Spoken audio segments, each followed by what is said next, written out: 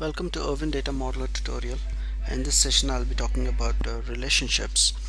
So I have already here a model with the student, course and the location entities here, and the model type is logical physical, so I can show the changes in the physical model. So the relationship between student and course is many-to-many relationship, and because the student can take many courses and a course can have many students. I click the student and click the course, and it has created a many-to-many relationship for me. If I want, I can add a parent to child phrase and child to parent phrase for this.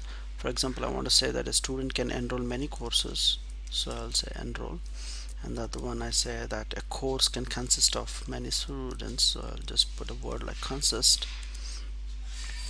And there you go, there is a word here. The first word is from parent to child and the other word is from child to parent.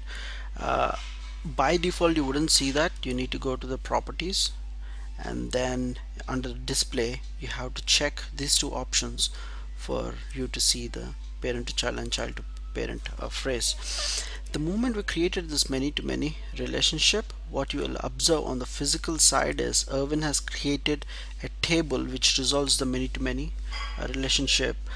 We call this table as associative table, and it has split into one-to-many and many-to-one.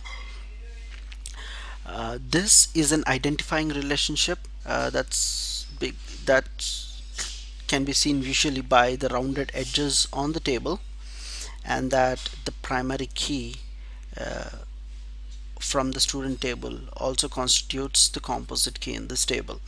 And for a moment, if I drag this course identifier to the non-key area, you see that the continuous line has become a dotted line here. And similarly, if I drag a student identifier from here to here, it becomes again a dotted line from here to here. And probably I might add something like this here. This is just to show an example of how the relationships how are changing when I'm changing the model of it. I can directly click a non-identifying relationship and click a location and a course, and the location just goes as a foreign key on the table. I can as well go to the cardinality, and if I want, I can change how the cardinalities are depicted on the relationships. This concludes the session on relationships.